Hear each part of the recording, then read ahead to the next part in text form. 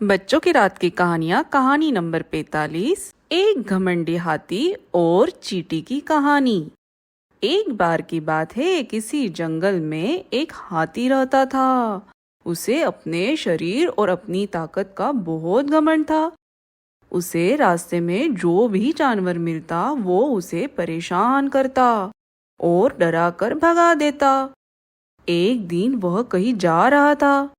रास्ते में उसने एक पेड़ पर एक तोते को बैठा हुआ देखा और उससे अपने सामने झुकने के लिए बोला।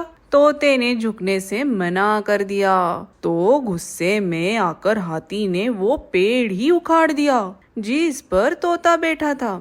तोता उड़ गया और हाथी उसे देखकर हंसने लगा। फिर एक दिन हाथी नदी के किनारे पानी पीने के लिए गया। वहीं पर चींटियों का छोटा सा घर था। एक चींटी बड़ी मेहनत से अपने लिए खाना इकट्ठा कर रही थी। यह देख हाथी ने पूछा कि तुम क्या कर रही हो? तो चींटी ने कहा कि बरसात का मौसम आने से पहले अपने लिए भोजन जमा कर रही हूँ ताकि बारिश का मौसम बिना किसी परेशानी से निकल जाए। यह सुनकर हाथी के मन में शरारत सूझी और उसने अपनी सूंड में पानी भरकर चींटी के ऊपर डाल दिया। पानी से चींटी का भोजन खराब हो गया और वो पूरी भीग गई। यह देखकर चींटी को बहुत गुस्सा आया और उसने घमंडी हाथी को सबक सिखाने का सोचा।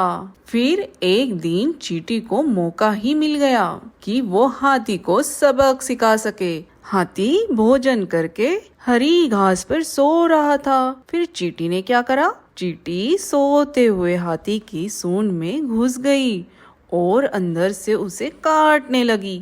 जैसे ही चींटी ने हाथी को काटा, हाथी दर्द के मारे जोर जोर से रोने लगा और मदद के लिए पुकारने लगा। चींटी ने हाथी के रोने की आवाज सुनी और सूंड से बाहर निकल आई।